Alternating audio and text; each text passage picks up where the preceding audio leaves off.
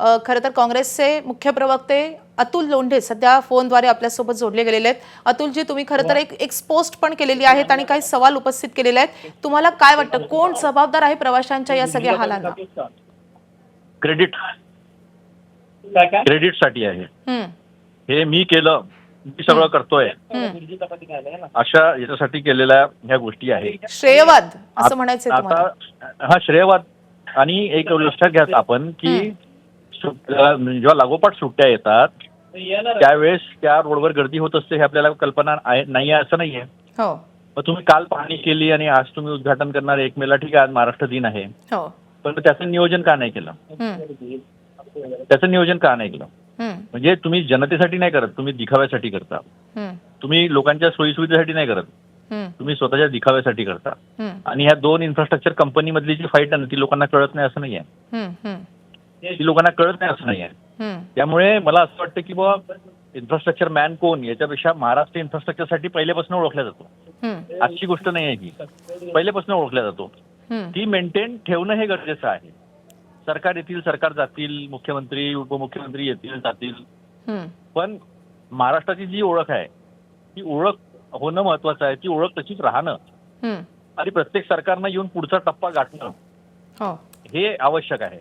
आणि आज जे काही काल जे काही घडलं, आज जे काही घडलं ते भूषणावं नाही ना, ते अजिबात भूषणावं नाही. आणि कुठे ज्याचा आपण श्रेय घेतो. अमिताभ बच्चननी फोन केला होता, मी ऐकलं नितीन गडकरींचं स्टेटमेंट. अमिताभ बच्चननी फोन केला होता. आता काय करायचं? तुम्ही एक पोस्ट केलेली आहे अतुलजी, त्यात तुम्ही असं म्हटलंय, ओळखा पाहू मंत्री कोण. कारण मंत्री त्यांच्या पीएना सांगतात त्या वाहतूक वेगवान करणाऱ्या नव्या रस्त्याच्या उद्घाटनाला आपल्याला जायचं, हेलिकॉप्टर अरेंज करा, रस्त्यानं पोहोचणं अशक्य आहे. कोण आहेत ते मंत्री? ते तुमच्यावर सोडलं मी. आता ते कोण आहे ते मला सोडावं लागेल आणि जनतेच्या समोर आणावं लागेल. कोण आहेत ते मंत्री? बघा ना कोण आहे. पण तुम्ही सांगा ना, प्रेक्षकांसाठी सांगा नेमकं काय केलं पाहिजे. आता प्रशासनानं काय केलं पाहिजे? कारण अजून उद्घाटन झालेलं नाहीये, 12:30ची वेळ होती आणि असं सांगितलं जाते की जोपर्यंत उद्घाटन होणार नाही तोपर्यंत ती लेन सुरू होणार नाहीये.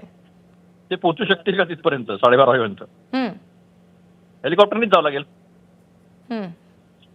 महत्वाचं हे आहे की जनतेच्या सुविधेला पहिले लक्ष दिलं पाहिजे. आता जी कोंडी आहे ती कोंडी पहिले फोडली पाहिजे. एका क्रेननी जर 5 तास कालचा खोळंबा झाला आणि आज खोळंबा कायम आहे, तर असं तर नाही आहे की सुट्ट्या सेलिब्रेट करायला मुंबईकर आता पहिल्यांदाच सुट्ट्यांच्या पहिले गेले. नेहमीच आहे ते. म्हणजे कम्प्लीट फेल्युअर जे आहे मॅनेजमेंटचं ते प्रशासकीय फेल्युअर आहे. शिंदे साहेबांनी युडी मिनिस्टर त्याचं उत्तर द्यावं.